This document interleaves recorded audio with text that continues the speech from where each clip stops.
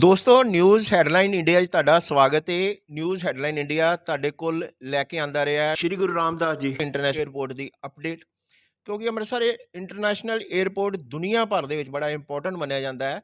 ਇਸ ਨੂੰ ਸਾਹਮਣੇ ਰੱਖਦੇ ਹੋਏ ਸਾਡੀ ਇਹ ਕੋਸ਼ਿਸ਼ ਹੁੰਦੀ ਹੈ ਕਿ ਅਸੀਂ ਜਿਹੜੀ ਵੀ ਇੱਥੇ ਡਿਵੈਲਪਮੈਂਟ ਦੇ ਕੰਮ ਹੁੰਦੇ ਆ ਜਾਂ ਜਿਹੜੀ ਵੀ ਇੱਥੇ ਕੋਈ ਨਵੀਂ ਚੀਜ਼ ਹੁੰਦੀ ਆ ਉਹਨੂੰ ਦਰਸ਼ਕਾਂ ਦੇ ਸਾਹਮਣੇ ਰੱਖਿਆ ਜਾਵੇ।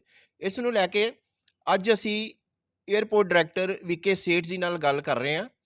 ਦੋ ਚੀਜ਼ਾਂ ਅੱਜ ਅਸੀਂ ਇਸ ਜਿਹੜੀਆਂ ਹੈਗੀਆਂ ਟੌਪਿਕ ਦੇ ਉੱਤੇ ਡਿਸਕਸ ਕਰਾਂਗੇ। ਇੱਕ ਤੇ ਅੰਮ੍ਰਿਤਸਰ ਇੰਟਰਨੈਸ਼ਨਲ 에ਅਰਪੋਰਟ ਨੂੰ 에ਅਰਪੋਰਟ ਸਰਵਿਸ ਕੁਆਲਿਟੀ ਦੇ ਵਿੱਚ ਨੰਬਰ 1 ਯਾਨੀ ਕਿ ਇੱਕ ਦਰਜਾ ਮਿਲਿਆ ਉਹਦੇ ਵਿੱਚ। ਔਰ ਉਹਦੇ ਨਾਲ ਇੱਕ ਹੋਰ ਨਵੀਂ ਚੀਜ਼ ਹੈ ਕਿ 23 ਤਰੀਕ ਤੋਂ ਜਿਹੜੀਆਂ ਯੂਰਪ ਤੇ ਮਿਡਲ ਈਸਟ ਤੋਂ ਉਡਾਨਾਂ ਆਉਣਗੀਆਂ ਉਹਨਾਂ ਦੇ ਪੈਸੰਜਰਸ ਦੇ ਇੱਥੇ RT-PCR ਜਿਹੜੇ ਟੈਸਟ ਆ ਉਹ ਕੰਪਲਸਰੀ ਕਰ ਦਿੱਤੇ ਗਏ। ਹਾਲਾਂਕਿ ਜਿਹੜੇ ਪੈਸੰਜਰ ਉੱਥੋਂ ਆਉਣਗੇ ਉਹਨਾਂ ਨੂੰ ਉੱਥੋਂ ਆਪਣੇ ਦੇਸ਼ ਤੋਂ ਨੈਗੇਟਿਵ ਰਿਪੋਰਟ ਵੀ ਜਿਹੜੀ ਆ ਕਰੋਨਾ ਦੀ ਲਿਆਉਣੀ ਪਏਗੀ। ਉਹਦੇ ਨਾਲ 23 ਤਰੀਕ ਤੋਂ 23 ਫਰਵਰੀ ਤੋਂ ਇਸ ਜਿਹੜੇ ਨਵੇਂ ਟੈਸਟ ਆ ਇਹਨੂੰ ਵੀ ਕੰਪਲਸਰੀ ਕਰ ਦਿੱਤਾ ਗਿਆ। ਉਹ 에ਅਰਪੋਰਟ ਜਿਹੜਾ ਹੈਗਾ ਸਟਾਫ ਉਹ ਉੱਥੇ ਉਹਨਾਂ ਨੇ ਉਹਦੇ ਲਈ 5 ਕਾਊਂਟਰ ਬਣਾਏ ਆ। ਉਹ ਟੈਸਟ ਕੀਤੇ ਜਾਣਗੇ। ਟੈਸਟ ਕਰਨ ਤੋਂ ਬਾਅਦ ਜਿਹੜਾ ਪੈਸੰਜਰ ਉਹਨੂੰ ਜਾਣ ਦਿੱਤਾ ਜਾਵੇਗਾ। ਉਸ ਤੋਂ ਬਾਅਦ ਉਹਦੀ ਰਿਪੋਰਟ ਦਾ ਬਾਅਦ 'ਚ ਹੋ ਜਾਏਗਾ। ਲੇਕਿਨ ਇਹ ਚੀਜ਼ ਇੱਥੇ ਦੋ ਚੀਜ਼ਾਂ ਜਿਹੜੀਆਂ ਉਹ ਤੁਹਾਡੇ ਧਿਆਨ ਵਿੱਚ ਲਿਆਉਣਾ ਚਾਹੁੰਦੇ ਹਾਂ। ਹੁਣ ਅਸੀਂ ਗੱਲ ਕਰਦੇ ਹਾਂ 에ਅਰਪੋਰਟ ਡਾਇਰੈਕਟਰ ਵੀਕੇ ਸੇਠ ਜੀ ਦੇ ਨਾਲ। ਉਹਨਾਂ ਨੂੰ ਪੁੱਛਾਂਗੇ ਕਿ ਜਿਹੜਾ ਅੰਮ੍ਰਿਤਸਰ 에ਅਰਪੋਰਟ ਜਿਹੜਾ ਹੈਗਾ ਉਹ ਇੱਕ ਸਰਵਿਸ ਕੁਆਲਿਟੀ ਦੇ ਵਿੱਚ ਇੱਕ ਅਵਲ ਨੰਬਰ 'ਤੇ ਆਇਆ ਉਹਦੇ ਬਾਰੇ, ਔਰ ਉਹਦੇ ਨਾਲ ਜਿਹੜਾ RT-PCR ਟੈਸਟ ਜਿਹੜਾ ਹੈਗਾ ਉਹਦੇ बारे। वीके सेठ जी एयरपोर्ट डायरेक्टर। धन्यवाद शर्मा साहब।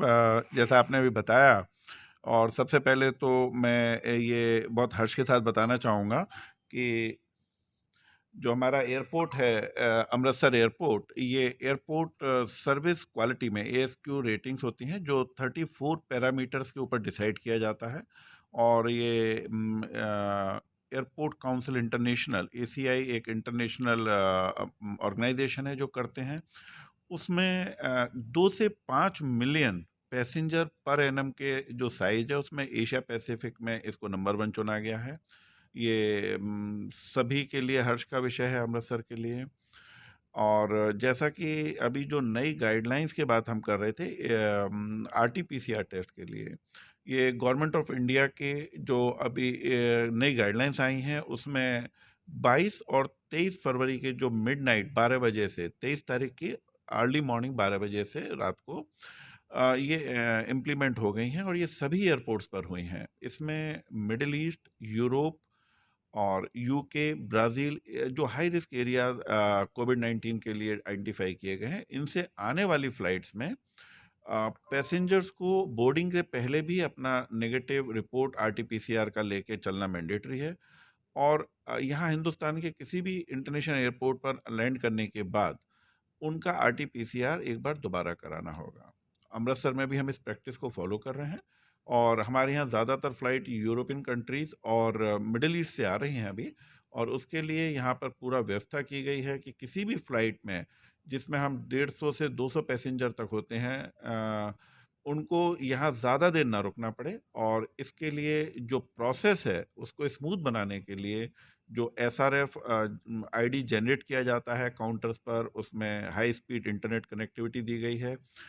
5 काउंटर्स खोले गए हैं। सैम्पलिंग के लिए भी 4 से 5 काउंटर्स रखे गए हैं और ये इंश्योर किया जाता है कि हैसल फ्री तरीके से जब तक उनका कस्टम इमिग्रेशन तक हो 1 से 1.5 घंटे में ये प्रोसेस भी ख़त्म हो जाए और पैसेंजर को इसके लिए एक्स्ट्रा ना रुकना पड़े।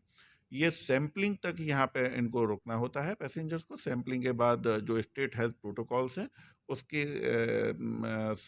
बताते हुए उन प्रोटोकॉल्स को पैसेंजर को घर पर जाने की सलाह दे दी जाती है। और अगर ये रिपोर्ट बाई चांस किसी का पॉजिटिव आएगा तो हमारा स्टेट गवर्नमेंट के साथ भी ये कोऑर्डिनेशन हो चुका है।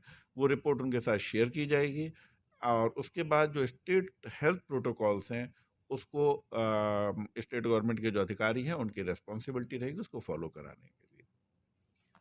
जैसे कि सर ने बताया कि RT-PCR टेस्ट के लिए क्या क्या यहाँ पे जो इंतज़ाम किए गए हैं, उसके साथ ही हम ये पूछना चाहेंगे कि कोरोना की जैसे लहर एक बार फिर देश में दोबारा से शुरू हो गई है और कोरोना के केस आने शुरू हो गए हैं। इसी को मद्देनज़र रखते हुए पंजाब सरकार ने भी काफ़ी पाबंदियाँ जो है आने वाले दिनों में सरकार भी लगाने जा रही है।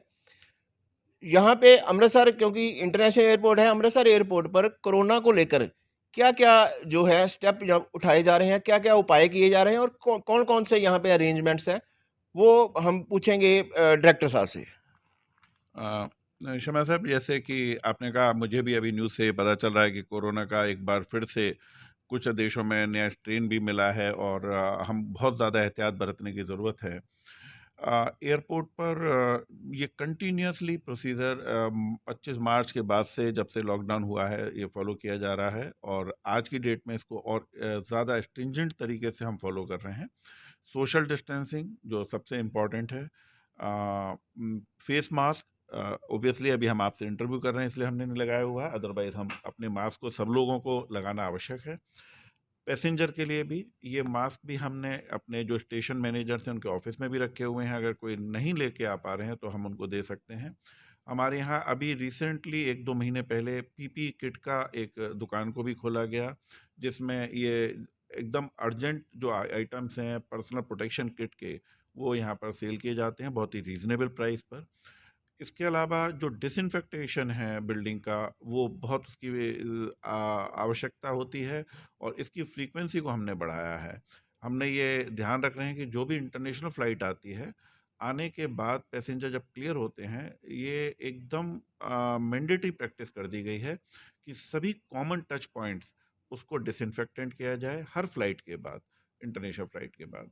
और इसके अलावा भी जो डोमेस्टिक फ़्लाइट्स में भी हैं, हमने इवन चेयर्स के लिए भी पूरी बिल्डिंग में सोशल डिस्टेंसिंग के नॉर्म्स को फॉलो करते हुए बीच की चेयर्स को खाली रखने का प्रबंध किया हुआ है। और जो क्लीनिंग है वो स्टाफ की फ्रीक्वेंसी उसको बताया गया है कि ज़्यादा से ज़्यादा रखनी है। टॉयलेट्स में भी एक हाइजीन्स का ज़्यादा ध्यान रखा जा रहा है। सैनिटाइज़र्स हर जगह मुहैया कराए गए हैं, स्टाफ के लिए, पैसेंजर्स के लिए। और ये टचलेस सैनिटाइज़र्स हैं जो फुट ऑपरेटेड मशीन्स हैं, उसकी तरह हमने ये टर्मिनल बिल्डिंग में रखे हुए हैं। सर देखा गया है कि जो उनके साथ जो पैसेंजर के साथ जो उनके आते हैं रिश्तेदार आते हैं, जो उनके जो गेस्ट आते हैं, तो उनके लिए हमने क्या इंस्ट्रक्शन रखी हुई है कि बाहर भीड़ जमा होनी चाहिए, कितनी जो है लोग क्या डिस्टेंस उसमें डिस्टेंस की सबसे ज़्यादा प्रॉब्लम आती है? देखिए, जो हमारे कस्टमर्स हैं उनके साथ जो उनके अटेंडेंट आते हैं, उनके लिए दो तरह से अब बिल्डिंग तक आने का प्रोविज़न है। या तो वो उनको छोड़ के बाहर से बिल्डिंग से चले जाते हैं या उनको विजिटर एंट्री टिकट्स का भी आजकल प्रोविज़न है और उसके बाद वो एक सर्टेन डिस्टेंस तक आके अपने अटेंडेंट से लोग अपने पैसेंजर के साथ टाइम बिता सकते हैं। बिल्डिंग के अंदर आने के बाद जो अभी मैंने आपको बताया, सभी नॉर्म्स बिल्डिंग के अंदर विजिटर्स के लिए भी इक्वली हमने अवेलेबल कराए हुए हैं। जो लोग अटेंडेंट बाहर रहते हैं, बिल्डिंग के अंदर नहीं आ पा रहे हैं, उनके लिए सोशल डिस्टेंसिंग और फेस मास्क ये तो कंपलसरी है ही है। सैनिटाइजर्स की भी व्यवस्था की गई है और स्टेट पुलिस की मदद से हम ये कोशिश करते हैं कि ग्रुप में लोग ज़्यादा ना खड़े हों और जो मैक्सिमम हाइजीन्स के लिए ये इंश्योर किया जाता है।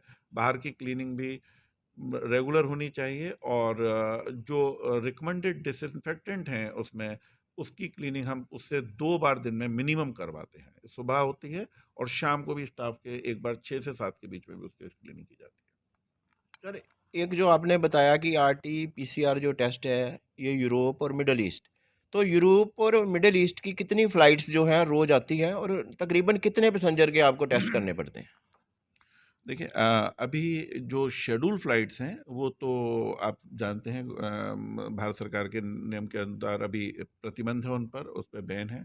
जो हम फ्लाइट अभी ले रहे हैं वो एयर बबल और वंदे भारत मिशन के तौर पे इंटरनेशनल फ्लाइट्स यहाँ आ रही हैं। इसलिए इसका फ्रीक्वेंसी एग्जैक्ट नहीं होता है, अलग अलग दिन अलग अलग तरह से फ्लाइट ऑपरेट हो रही हैं। अगर मैं देखता हूँ तो पिछले 2 महीने में जो है, करीब एवरेज 3 फ्लाइट हम रोज़ अराइवल और डिपार्चर ले रहे हैं, जिसका हम अपने ऑफ़िशियल अकाउंट से ट्वीट भी करते हैं, जिससे एडवांस में लोगों को फ्लाइट के बारे में जानकारी हो सके। कल हमारे पास जब से ये आरटी-पीसीआर की मैंडेटरी हुआ है, कल 2 फ्लाइट थी जिसमें कुछ 214 पैसेंजर दोनों में मिला के थे। आज हमारे पास 5 फ्लाइट हैं और ये आंकड़ा कुछ 600 और 650 तक जा सकता है, बट हम उसके लिए पूरी तरह तैयार हैं। एवरेज आप लेके चलिए 3 फ्लाइट हमको डेली होती हैं और जिसमें 400 साढ़े 400 पैसेंजर तक हमें एकोमोडेट करने हैं विद दिस आरटी-पीसीआर टेस्टिंग। एक सर अमृतसर एयरपोर्ट को एयरपोर्ट सर्विस क्वालिटी जो है एयरपोर्ट सर्विस क्वालिटी जिसको ये एसक्यू कहते हैं उसका दर्जा मिला है। तो ये बड़े अच्छी बात है अमृतसर एयरपोर्ट के लिए। और इसमें क्या नॉर्म्स रहे, क्या सबसे बढ़िया क्या चीज़ रही अमृतसर एयरपोर्ट पर कि जो एशिया पैसिफिक में इसको जो है एक वो रखा गया कि अमृतसर एयरपोर्ट को ये दर्जा दिया जाएगा। देखिए ये एक सर्वे के तहत होता है ये अवार्ड का जो अनाउंसमेंट होता है और उस सर्वे में 34 पैरामीटर्स होते हैं जिसमें अभी सबसे इम्पोर्टेंट हमारे लिए हाइजीन्स मेंटेन करने का था और कोविड के जो प्रोविजंस हैं उसके लिए भी इसमें जो स्वच्छता का ध्यान रखा गया। इसके बाद पैसेंजर फैसिलिटेशन का कि क्यू ज़्यादा नहीं होनी चाहिए। इवन एंट्री करते ही एयरपोर्ट पर उनको टर्मिनल बिल्डिंग से लेके हम जो इंश्योर करते हैं कि 1 घंटे के अंदर उनका बोर्डिंग हो जाना चाहिए, चेक इन काउंटर्स पे ज़्यादा भीड़ नहीं होना चाहिए, उनका जो बैगेज है उसका प्रॉपर डिसइंफेक्टेशन होना चाहिए, वैल्यू फॉर मनी होना चाहिए, खाने की चीज़ों की जो रेट्स हैं उस पर कंटिन्यूस मॉनिटरिंग होती है। इन सब के मिलाकर एक ये अवार्ड दिया जाता है। जी। इसमें अभी हमारा जो लास्ट क्वार्टर था उसमें out of 5 Amritsar airport has been declared with the rating of 4.97 which is quite a high rating. Sir आने वाले समय में कोई नई फ्लाइट यहाँ से चलने जा रही है या कोई और कोई डेवलपमेंट का काम हो अमृतसर पर जो चल रहा है अमृतसर एयरपोर्ट पे? जी। अ, अभी हम 15 से 16 फ्लाइट तक डोमेस्टिक में पहुंच गए हैं और इंटरनेशनल का जैसे मैंने आपको बताया हम एयर भारत सॉरी वंदे भारत और एयर बबल स्कीम में ही एकोमोडेट कर रहे हैं क्योंकि अभी शेड्यूल फ्लाइट का शुरू होना बाकी है और उसमें हम 3 से 4 फ्लाइट ले रहे हैं। तो हम कुछ 65-75 जो प्री कोविड फुटफॉल था हमारा पैसेंजर फुटफॉल उसको हम अचीव कर चुके हैं। आने वाले टाइम पर मैं बहुत ही आशान्वित हूँ कि कुछ फ्लाइटें और यहाँ से जल्दी ही शुरू होंगी। डेट अभी मेरे को नहीं क्लियर किया गया है, जैसे इसकी क्लियरेंसेस हो जाएंगी मैं बताऊंगा। गो एयर अपने यहाँ से कुछ ऑपरेशन शुरू करने वाले हैं जिसमें वो अमृतसर दिल्ली और अमृतसर को बॉम्बे से जोड़ेंगे और इंडिगो अब मार्च में कुछ अपना एक फ़्लाइट शुरू कर रहे हैं जो गोवा के लिए नई फ़्लाइट होगी। ये अभी हमारे पास डोमेस्टिक में प्रपोजल्स हैं। एक सर जैसे नया स्ट्रेन शुरू हुआ है कोरोना का, दोबारा से फिर एक बार फिर लोगों में थोड़ा डर पैदा हो गया है। तो क्या चैलेंजेस होंगे अमृतसर एयरपोर्ट के लिए इस स्ट्रेन को कवर करने के लिए लोगों को सुरक्षित रख जो हमारे यात्री यहाँ से यात्रा करते हैं उनकी यात्रा सुरक्षित हो और वो बगैर किसी पैनिक के अपनी यात्रा कर सके, इसके लिए क्या-क्या चैलेंजेस है अमृतसर एयरपोर्ट अथॉरिटी के लिए?